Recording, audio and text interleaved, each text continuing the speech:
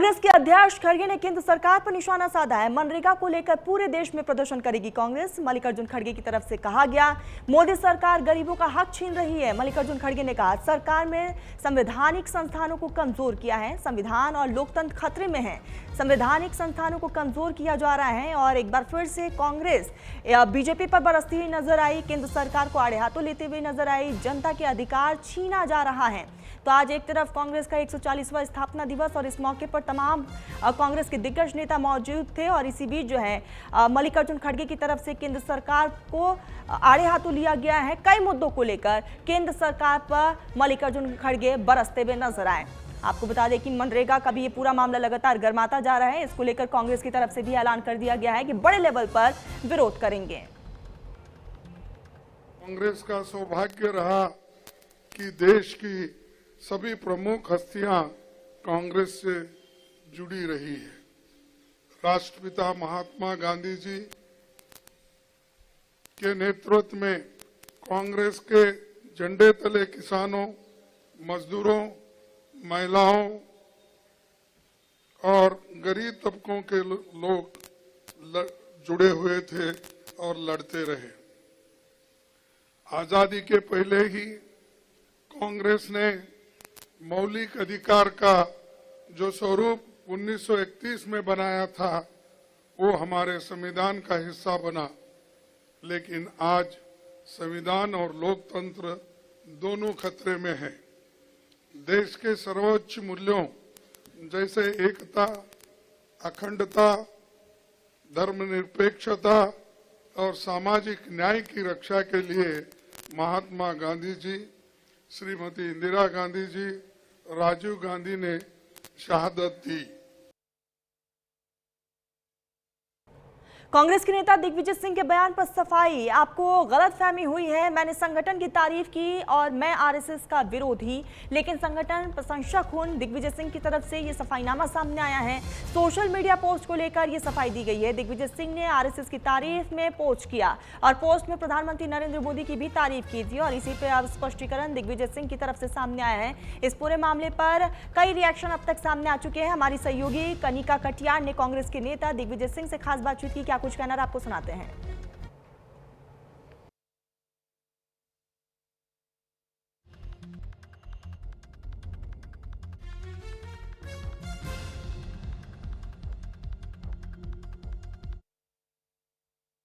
Congress party के वरिष्ठ नेता दिग्विजय सिंह इस वक्त मेरे साथ हैं। आज सीडब्ल्यूसी की बैठक में आने से पहले इन्होंने सोशल मीडिया पे पोस्ट किया था, उसको लेकर लगातार जो है सवाल भी खड़े हो रहे हैं।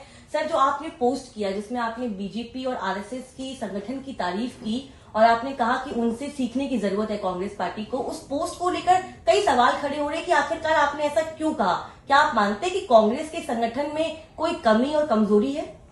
सबसे पहली बात मैं बता दूं, मैं आरएसएस की विचारधारा का घोर विरोधी हूं, था और रहूंगा, क्योंकि ये वो संगठन है जो कि इस देश में इसकी जो संघीय व्यवस्था है, जो हमारा फेडरल सिस्टम है, उसके खिलाफ है ये लोग। दूसरा, अल्पसंख्यक समुदाय के खिलाफ इनकी जो हीन भावना है और इनके जो संगठन है जिस प्रकार का व्यवहार करते हैं, नफरत फैलाते हैं, फेक न्यूज फैलाते हैं, अफवाहें फैलाते हैं, मैं उसका विरोधी हूं। लेकिन इनकी संगठन क्षमता का मैं प्रशंसक था और भी हूं।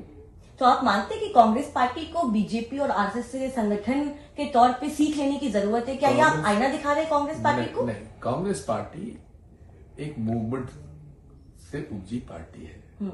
देश की आजादी महात्मा गांधी जी के नेतृत्व में प्रेम, सद्भाव, सत्य और अहिंसा के रास्ते पर चलकर हमने उस ब्रिटिश हुकूमत को हटाया जिसका एक जमाने में सूर्य अस्त नहीं होता था। ना तो तलवार, ना तो न बंदूक, न हिंसा,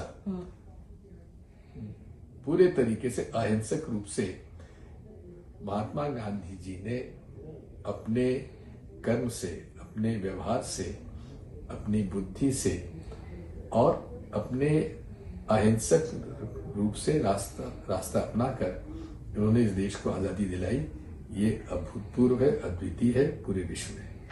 सर एक और सवाल ये भी खड़ा हो रहा है कि बैठक में आने से पहले आपने इस तरह की पोस्ट किए, क्योंकि आप बैठक में आने ही वाले थे। अगर आपको संगठन को लेकर कोई बात थी तो आप पार्टी के भीतर भी कह सकते थे, लेकिन आपने सार्वजनिक तौर पर ये पोस्ट करके क्यों किया? क्या आपको लगता है कि कमी है और इसको उजागर करना चाहिए? इसका उससे कोई संपर्क नहीं। सर एक और सवाल है, पार्टी में कई नेताओं को लगता है कि संगठन की कमजोरी है और हम कहीं ना कहीं इसलिए आगे नहीं बढ़ पा रहे। क्या आपको लगता है कि कांग्रेस को अपने आप में बदलाव करने की जरूरत है और काफी कुछ सीखने की जरूरत है बाकी पार्टियों से? हमेशा हर संगठन को सुधार की आवश्यकता होती है और होना ही चाहिए। ठीक है, आपने एक और भी चीज बोली, आपने कहा कि सेंट्रलाइज है कांग्रेस पार्टी, डिसेंट्रलाइजेशन की बहुत जरूरत है। क्या इस चीज को कहना चाहते हैं आप? मैंने हमेशा से अपने राजनीतिक जीवन में और संगठन में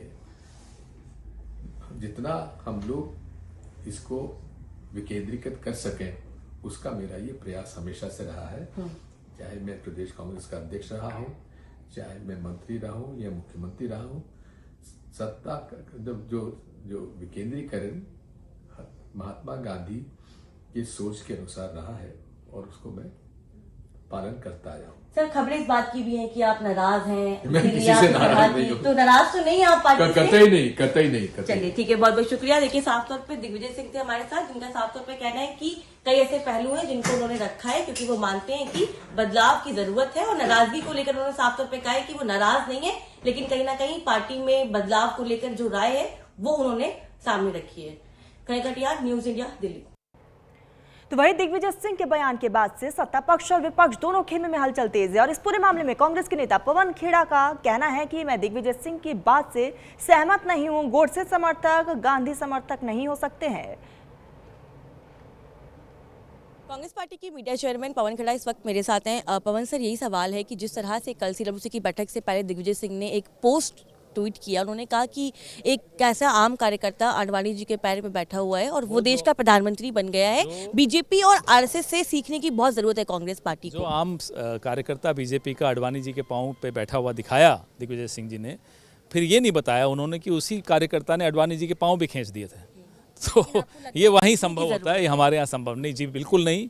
गोडसेवादी संगठन गांधीवादी संगठन को कुछ नहीं सिखा सकता और ना हमें सीखना है। क्यों दिग्विजय सिंह इस तरह के बयान दे रहे हैं? क्योंकि कांग्रेस पार्टी में कई नेताओं ने इस तरह के सवाल खड़े करना शुरू कर दिया। वरिष्ठ नेता है, आप उनसे पूछिए। ठीक है, एक और सवाल है, अरावली को लेकर आप लोग लगातार सवाल खड़े करते आए हैं। कल सुप्रीम कोर्ट ने इस पूरे मामले को लेकर संज्ञान लिया है। सुप्रीम कोर्ट में कल इस पे हियरिंग, सुप्रीम कोर्ट ने स्वतः संज्ञान लिया है। उम्मीद है कि सुप्रीम कोर्ट इस देश को, इस देश की आने वाली पीढ़ी को और आधे हिंदुस्तान को खनन माफिया और भू माफिया के चंगुल से बचाएगा। चलिए, बहुत बहुत शुक्रिया हमसे बात करने के लिए। कैमरा पर्सन अरब के साथ मेकानिका, न्यूज इंडिया, दिल्ली।